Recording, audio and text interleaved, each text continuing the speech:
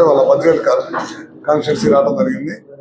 ముఖ్యంగా ప్రభుత్వం వచ్చి సంవత్సరం అయింది. అయిన తర్వాత ఏ కార్యక్రమాలు ఈ ప్రభుత్వం చేసింది అన్నింటినీ కూడా ప్రజల్లోకి ఏ విధంగా వెళ్తుందనే దానికోసమే ఇవాళ రాష్ట్రం మొత్తం కూడా తిరుగుతూ ఉన్నాం.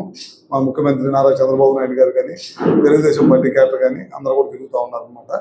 మా కేఎస్ఎస్ ద్వారా ప్రతి ఇంటికి వెళ్ళి ఈ కార్యక్రమాలన్నీ కూడా అందేటట్టు చేస్తున్నాం. మనం ప్రభుత్వం వచ్చి ఏదైతే ఆ రోజు మనం చెప్పామో, ఎలక్షన్లో హామీలు ఇచ్చామో, ముఖ్యంగా పిల్లలు చదువుకోవడానికి డబ్బులు ఇచ్చే కార్యక్రమం కానీ, రైతులకు ఇచ్చే కార్యక్రమం తొందరలో మొదలు పెడతాం. ఆగస్టు 15 నుంచి బస్సు ఆ రోజు ఉచితంగా బస్సు ఇస్తాను, అది కూడా చేస్తున్నాం. పెన్షన్స్ ఏదైతే చెప్పామో మాట ఇచ్చిన దాని ప్రకారం 4,000 రూపాయలు పెన్షన్ పెంచాం. అదేవిధంగా కొంతమందికి 6,000 చేసాం, కొంతమంది 15,000 చేసాం, కొంతమందికి 10,000 పెన్షన్ ఇస్తున్నాం.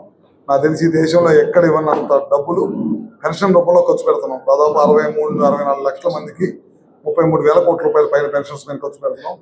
అదేవిధంగా పిల్లలు చదువుకోవడానికి అయితే తల్లికి వందనం అనే కార్యక్రమం ద్వారా మనం దాదాపు 10,000 కోట్ల రూపాయలు ఒకే రోజు తల్లుల అకౌంట్లో వేసాం అనమాట. ఇట్లాంటి అన్ని కార్యక్రమాలు ప్రభుత్వం చేపడుతుంది.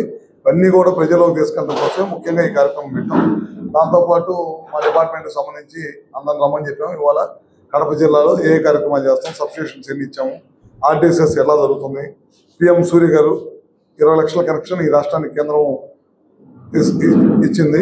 దాన్ని అట్లానే పిఎం కోసం ఎక్కడైతే అగ్రికల్చర్ ఉందో అక్కడంతా కూడా రాబోయే రోజుల్లో సోలార్ ప్లాంట్లు పెట్టి పవర్ ఎక్కడ కూడా వేస్టేజ్ లేకుండా దానికి అందుబాటులో ఉన్న సబ్స్టేషన్లో కట్టేసి అవి కూడా టెండర్ ప్రక్రియ పూర్తయింది. ఇవన్నిటిని కూడా వినియోగంలో తీసుకొచ్చే కార్యక్రమంలో ఈ ప్రభుత్వం ఉందన్నమాట. ఖచ్చితంగా రాబోయే రోజుల్లో ఏ కార్యక్రమం ఉన్నా సరే మా పవర్ డిపార్ట్మెంట్కి సంబంధించిన ఏదైనా సరే అవన్నీ కూడా తప్పకుండా చేస్తాం. కరెంటు బిల్లులు అయితే గత ప్రభుత్వం విపరీతంగా నిర్వీర్యం చేసిన వ్యవస్థని దాదాపు 1,30,000 కోట్ల అప్పులు చేసేసి కరెంటు వ్యవస్థని మా డిపార్ట్మెంట్నే సర్వనాశనం చేశారు. ఇప్పుడు అన్నింటిని కూడా దాన్ని రెక్టిఫై చేసేసి పవర్ బిల్లు పెంచకూడదు అనేది ముఖ్యమంత్రి గారి ధ్యేయం. రాబోయే రోజుల్లో పవర్ బిల్లు పెంచకుండా ప్రజలకి నాణ్యమైన విద్యుత్ 24 hours ఇవ్వాలి.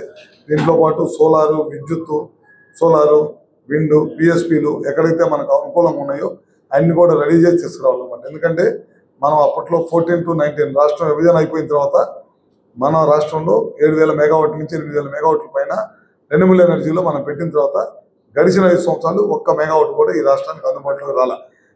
మన తర్వాత స్టార్ట్ చేసిన రాష్ట్రాలు గుజరాత్ కానీ, రాజస్థాన్ కానీ, కర్ణాటక కానీ అన్ని కూడా ముందుకెళ్ళిపోయినాయి.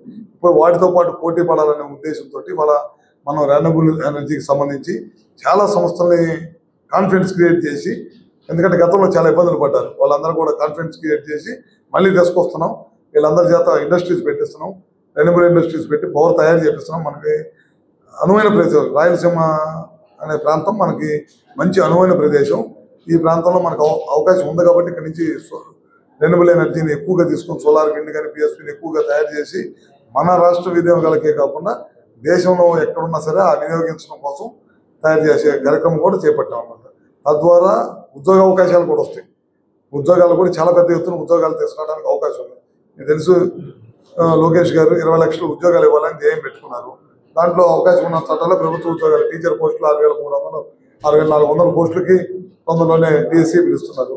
అదేవిధంగా ప్రైవేట్ ఉద్యోగం, అన్ని గవర్నమెంట్ ఉద్యోగాలు చేయలేం కాబట్టి కొంతమేర ప్రైవేట్ ఉద్యోగాలు రావాలంటే ప్రైవేట్ ఇన్వెస్టర్స్ రావాలి, ఇక్కడికి వచ్చి ఫ్యాక్టరీలు పెట్టాలి. ఒక ప్రైవేట్ ఇన్వెస్టర్స్కి ఒక కాన్ఫిడెన్స్ క్రియేట్ చేయాలి.